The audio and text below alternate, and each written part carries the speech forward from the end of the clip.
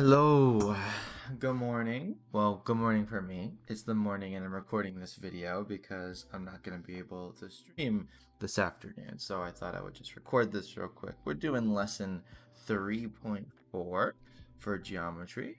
Hello. Thank you for watching. Today, let's jump right into it. And the first thing that we're doing is looking at dividing polynomials. So a polynomial, a reminder, right, is an expression that looks like this or this or this, right? Just these expressions. And we're going to be dividing them by a factor of some kind, right? Where we're going to be dividing them by x minus 3 or x plus 2. So I'm going to skip this spot where we're comparing. The best way to divide polynomials is to use synthetic division.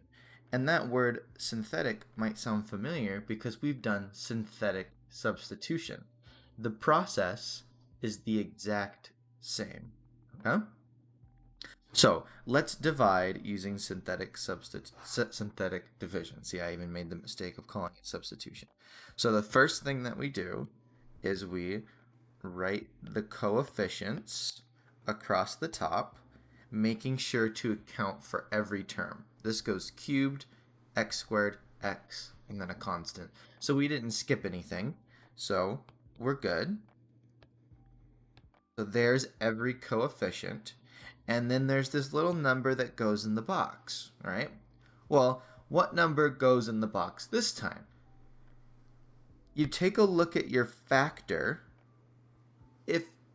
If you have a factor of x plus 2, what's the solution to that factor, right? What do we do with our factors? We set our factors equal to 0, and the solution to that factor is -2. So that is what goes in the box. Essentially the opposite of what we see there, right? We see a plus 2, so a -2 goes in the box. And what do we do here? Once again, we add down 3 plus nothing is 3 and multiply diagonally. So 3 times -2 is -6. We add down, -6 plus -2 is -8. Multiply diagonally, -8 times -2 is +16. Add down, we get 21. Multiply by -2, we get -42. Add down, we get -43. So what are we looking at there? What is division? I mean, we all know what division is, right? 10 divided by 2 is 5. 8 divided by 2 is 4. 9 divided by 3 is 3. Well, this expression divided by this expression is equal to this. So how do we wrap this up? Because we haven't quite written it perfect yet. What happens is, you see this is a cubed, right? When you divide by x, you're reducing the power by 1, right? So the end result is 3x squared minus 8x plus 21. And what's that? That's our remainder of -43. You know, sometimes you have remainders. Sometimes it doesn't divide evenly, right? 9 can't be divided by 5, right? It goes in once with a remainder of 4, right? So, yeah, we have remainders, -43. So look at this question here. Find the remainder and determine whether the divisor is a factor. So what makes something a factor? The fact that it goes in evenly, right? 3 is a factor of 9 because 9 is divisible by 3. 5 is not a factor of 9 because 9 is not divisible by 5. So I'm comparing it to real numbers here, right? 9 divided by 3, it goes in cleanly. 9 divided by 5, it does not. So what's the secret there? Find the remainder to determine whether the divisor is a factor. You have a factor if the remainder is 0. All right, that's important. So this right here, x plus 2, is not a factor. So if we were to sit here and to try to factor this up by hand, right, use grouping or something like that, what this is saying, what we just discovered, is that this would not be one of the factors. Let's do it again. You write your coefficients across the top, 1, -5, and take a look here, x to the fourth, x cubed, we're missing the x squared term. You see that? Here's the x cubed, or sorry, x to the fourth. Here's the x cubed. We don't have an x squared term, so put a 0 there. There's the x term, that's 4. And then your constant, I'll write c, is -17. So there's all your coefficients across the top. And what number goes in the box? If the factor is -5, well, then the number that goes in the box is a +5. And we add down. 1 times 5 is 5. Add down, we get 0. 5 times 0 is 0. 0 plus 0 is 0. 0 times 5 is 0. 4 plus 0 is 4. 4 times 5 is 20. 20 plus -17 is 3. So what are we looking at here, right? When we divide this expression by this expression, we're reducing the power by 1, right? When we factor out an x out of x squared, it drops down to an x. Well, when you divide x to the fourth by x, you're dropping it down to x cubed. So this is our x cubed term. We don't have an x squared term. We don't have an x term, but we do have a constant and a remainder of 3. So when we take this expression and divide it by that factor, our answer is x cubed plus 4 with a remainder of 3. That's what we're saying. This thing divided by this thing is equal to that. Is this a factor, though? Not a factor, because our remainder was 3.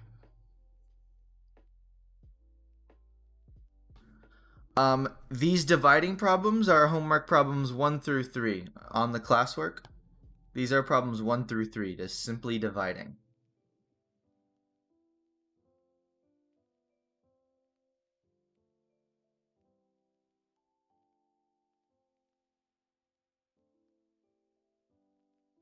So this is written all pretty here, right?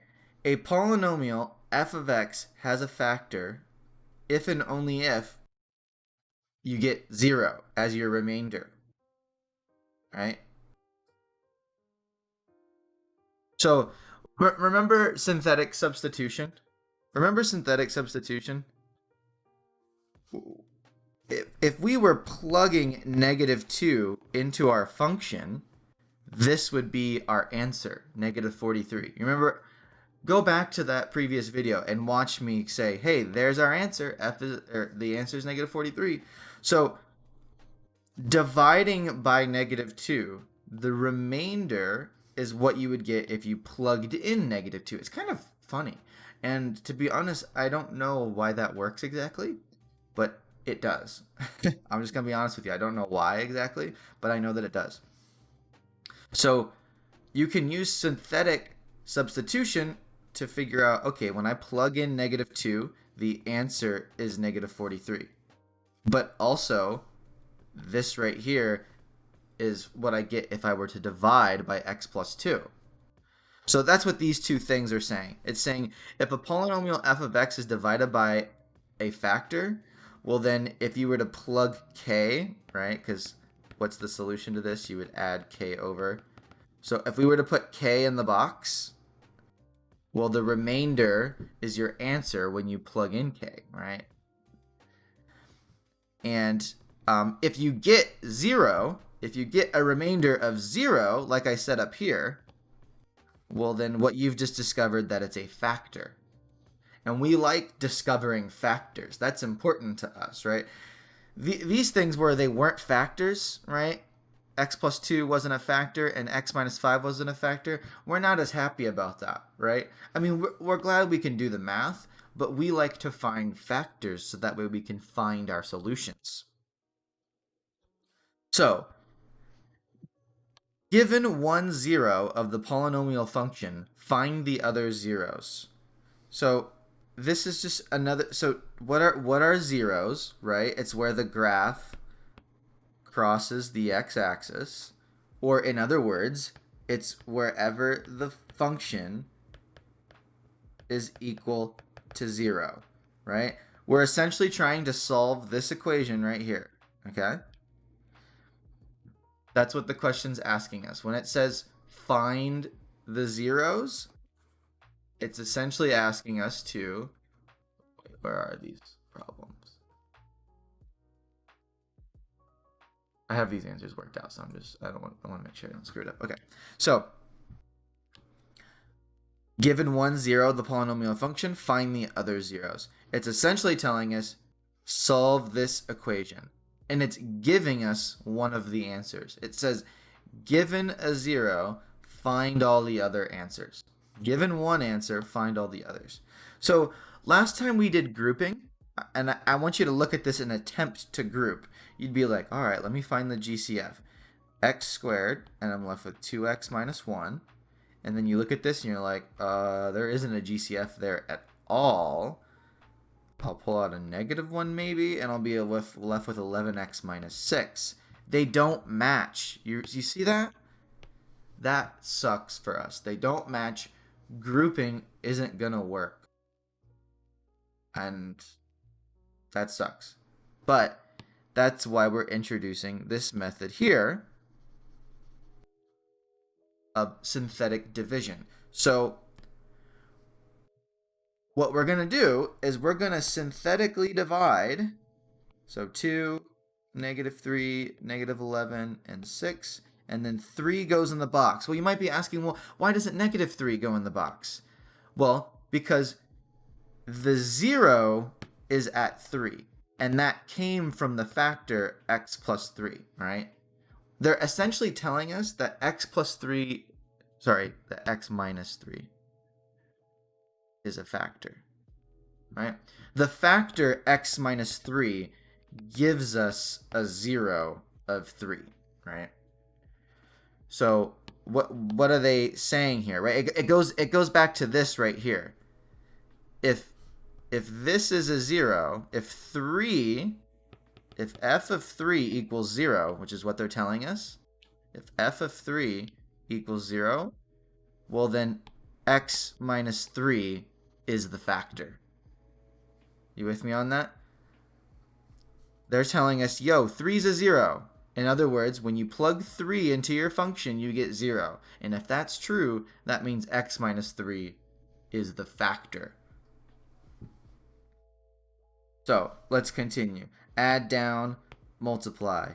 Add down, multiply. Add down, multiply.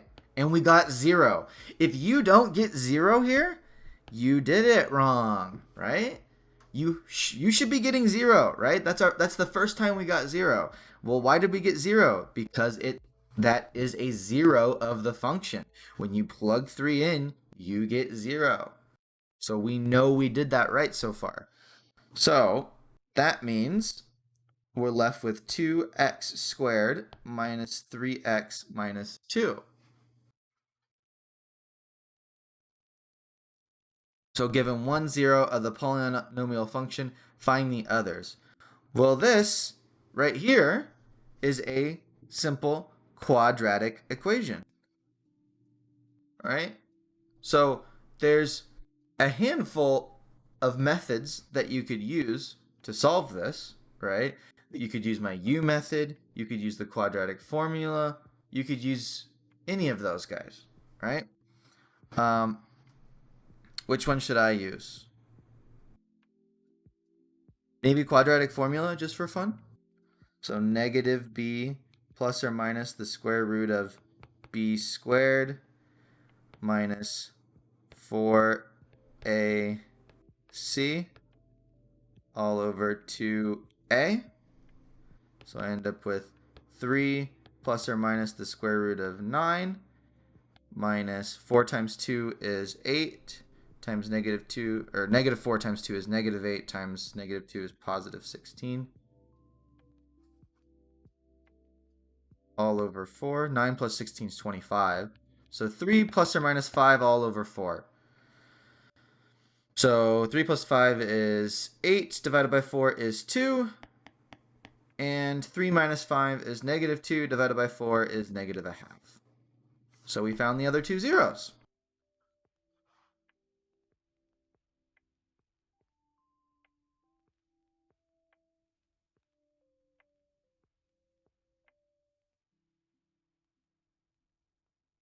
All right, let's do it again. I'll just double 3 plus. Yeah, I did that right?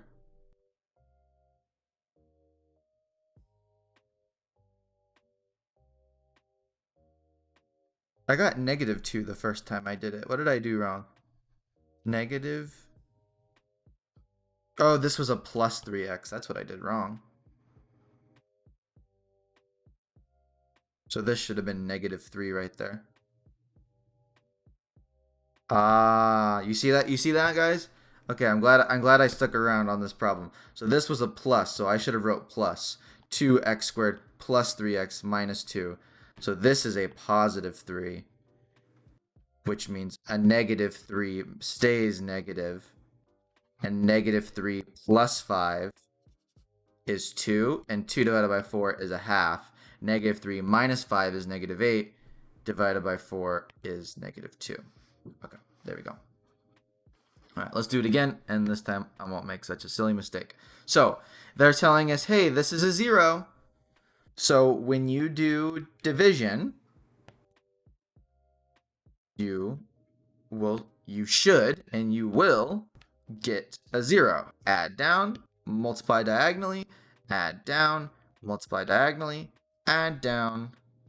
12 minus 7 is 5. Add down, or sorry, multiply diagonally. 5 times negative 2 is negative 10. Add down, and we got 0. Exactly what we wanted. So I've said multiple times how like factoring is like dividing, right? When I give you 3x squared plus 6x and you tell me the GCF is 3x, you're essentially dividing out the 3, right? 3 divided by 3 is 1, and you're left with just x. 6 divided by 3 is 2, and you're left with just the 2 because we took out the x. We're dividing it. So essentially, we are dividing out the factor x plus 2. I just want you to wrap your mind around what's happening. We're looking at this expression, doing this division, and we're essentially factoring out an x plus 2, and we're left with this, x squared minus 6x plus 5. I need you to realize that, right?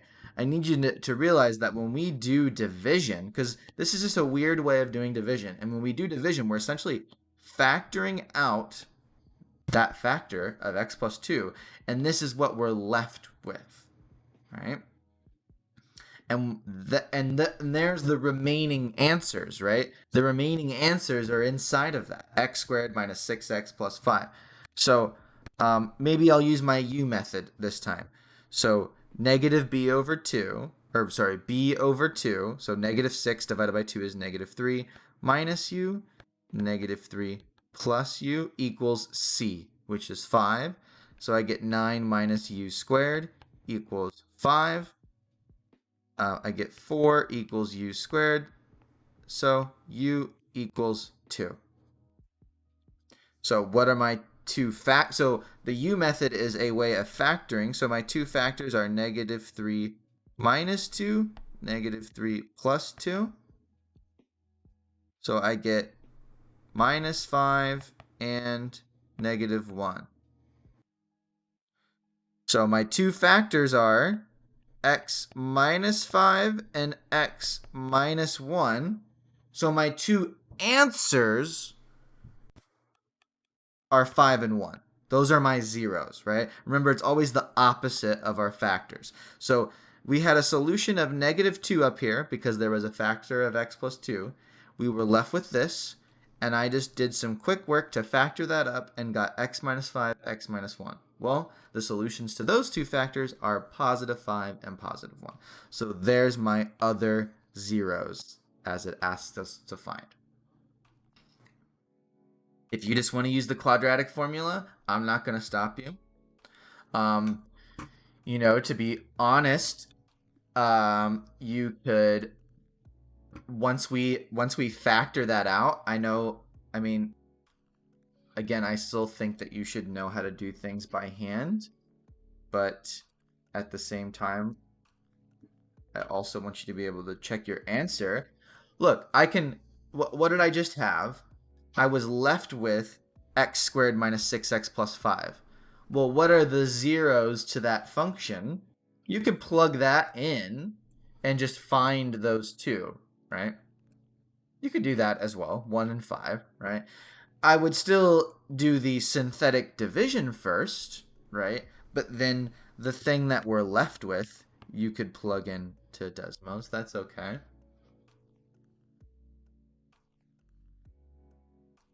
Let's do another one. So we've got 2x cubed. So again, we make sure to write every single coefficient. Make sure it doesn't skip any. We were given a 0 at negative 2. So we know for a fact that this should end with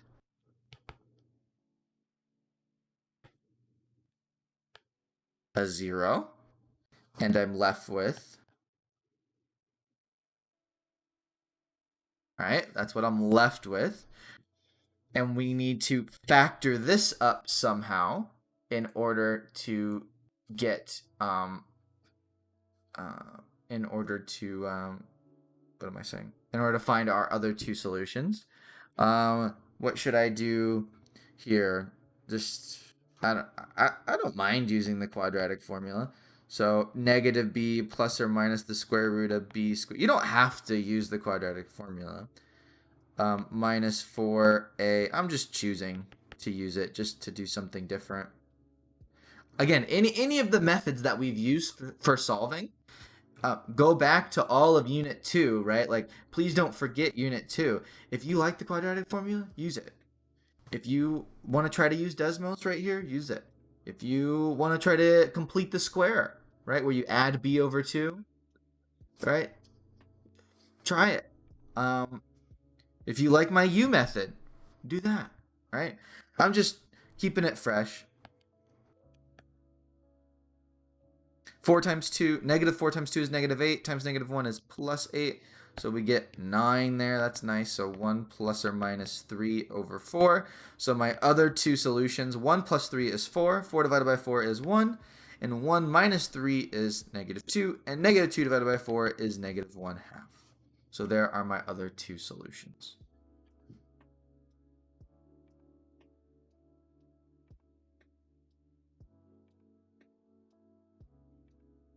Okay. So I'm not going to do this one. I don't feel like doing it. It's not going to be on the classwork either, so don't worry about it. So these problems right here, where you're finding the other two, are problems 4 through 6 on the classwork. And there are a couple quick questions kind of about, like, do you understand what we're looking at? And let's look at that one more time. They gave us a 0. What does that mean? That means when you plug it into the function, you get 0. And we did. We saw that. We saw that happen. Look, we got 0 every single time. And what does that mean? That means that, okay, if you got 0 by plugging in negative 2, that means x plus 2. See how it's taking the negative? So I took the negative of negative 2, and I get x plus 2. It's just the opposite, right? Don't overcomplicate it. It's just the opposite. We get x plus 2 is a factor, right? So, these problems are the exact same, and we're almost done. I'll probably go for like 5 more minutes here. These problems are the exact same, except we're not given a 0. And you'll notice I just skipped those two above. I'll go back to it. But these problems right here are the exact same. It says find all the zeros. So we weren't given a 0. But now we're meant to find all of them. Well, where do we start? Like, if you didn't give me a 0, how do I know what to put in the box? Well, there is something called the rational zero theorem that says if you have a polynomial, then every rational zero takes the following form: factor of the constant term divided by factor of the leading coefficient. So these problems say list the possible rational zeros. So what are we saying here? We're saying, okay, of all the ways that this thing could be factored, take your factors of the constant term, which is -1, or I guess technically speaking, plus or minus 1, plus or minus 2, plus or minus 4, and plus or minus 8, and divide them by the factors of the leading coefficient. Well, the leading coefficient is simply 1. So, again, bear with me here. What are the possible zeros?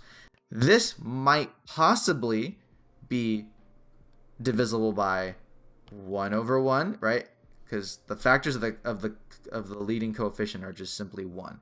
So 1/1, 2/1, 4/1, and 8/1. It's saying that one of those must be a factor. At least one of them is a factor.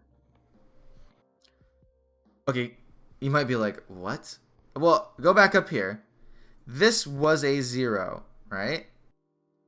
Well, looking at the factors of the constant term, which is either 1 or 2, and looking at the factors of the leading coefficient, which is either 1 or 2, the rational zero says that the zeros take the form constant term over leading coefficient. So what were the zeros? 1, -1/2, and -2. If I take -2, which is a factor of the constant term, and divide it by +1, which is a factor of the leading coefficient, I get -2. You see what I'm getting at? The zeros can only take this form. So what we're saying is it would never be possible for 4 to be a factor, or 5, because that's not one of the factors of the leading coefficient and constant term. It has to be something like 1/2, 2/1, right? 2/2, 1/1. That's the only options. So, with that being said, this one's nice because the leading coefficient is 1 and the constant term is 30. What are the factors of 1? 1. What are the factors of 30? 1, 2, 3, 5, 6, 10, 15, and 30. Right? So what I'm saying is, so we're only dividing by 1. When it's 1, it's nice. There's no fractions, right? When it's 1, it's nice. There's no fractions. 1 divided by 1 is 1. 2 divided by 1 is 1, or 2. So one of these is a factor. Which one? We don't know. So we found the factors of the constant term. One of these is a factor. Okay? How do we figure out which one it is? Well, it's something that you don't want to hear. When we do it by hand, it's simply guess and check. So, take your lead coefficients, and let's try 4. Oh, 4 isn't even one of them. Whoops. Let's try 5.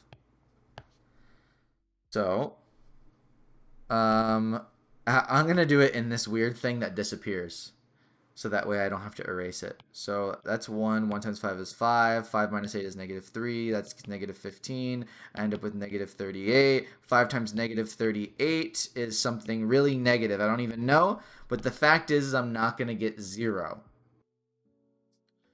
Okay, what if I try 2? 2, 4, negative 8, negative 8 plus, that's negative 31, so negative 62. Nope, that's not going to be 0. It's got to be 0. If it doesn't end as 0, then that's not one of the factors. Let's see, what if I try, well, what about negative 2 instead? 1, negative 2, negative 10, positive 20, negative 3, negative positive. Oof, nope. You see what's happening here? It's not. How about 3? 1, 3, negative 5, negative 15. Did I already do that? I think I already did. What about, so negative 3. So 1, negative 3, negative 11, negative 33. No. One of these has got to work. Which one is it? I'm going to look at the answer. 1 is a 0. So 1, that's 1, 1, negative 7, negative 7, negative 30, negative 30. We get 0. So 1 is a factor. Ooh. Okay, that took longer than 5 minutes to get to this point because of that. My bad. So what are we saying? We just found that that is a 0. So if 1 is a 0, that means x minus 1 is a factor, and we're left with x squared minus 7x minus 30. And remember, when I write this down, I'm always getting a degree smaller. It was x cubed, and now it's x squared. It was x squared, and now it's x. It's just dropping down by 1. So now we look at this, and we say, can we factor that up? Can we find the other solutions? Just like these problems. Right? I'm doing the same, oops, not that far up. Just like these problems. Instead of being given the 0, we discovered the 0, and now we continue on like normal. This factors into x minus 10, x plus 3. So my solutions are 1, 10, and negative 3.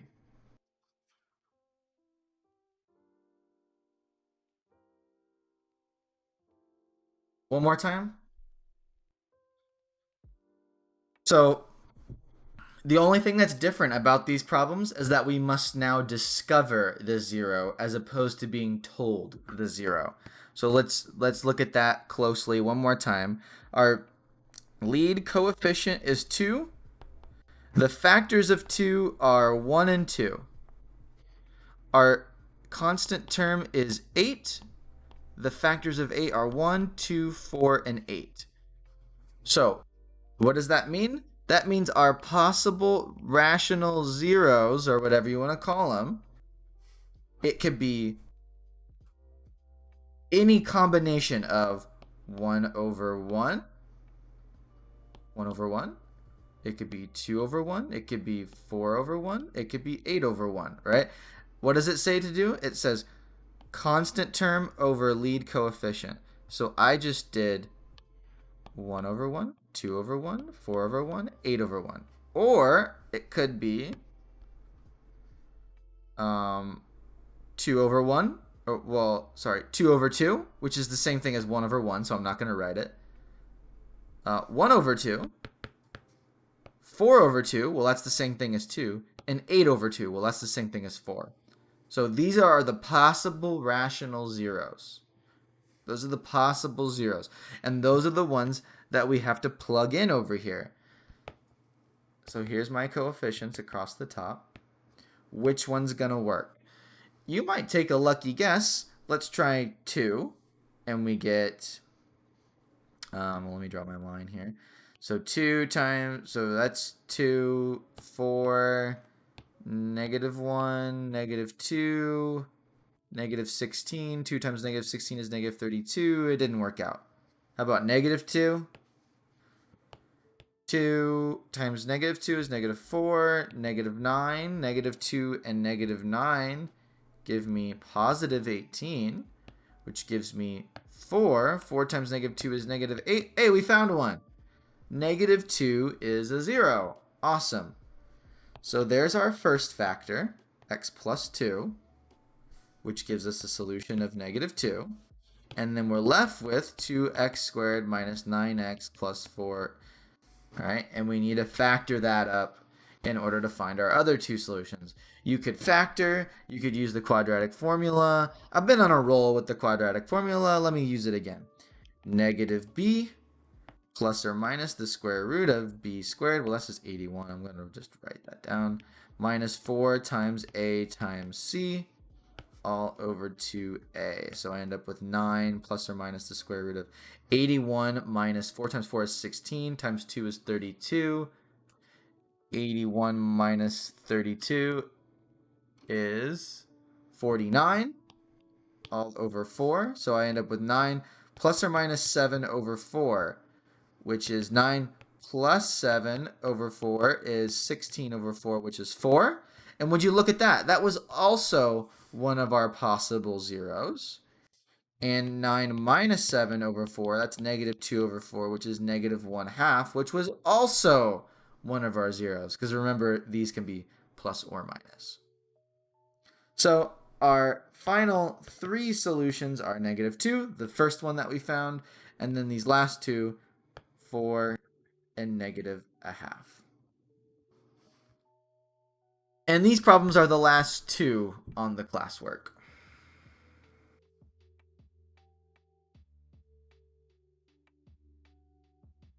All right, and with that being said, lots of examples here. Hopefully this will help us with the classwork. I'll see you in class. Ending it here. Thanks for watching. Alrighty.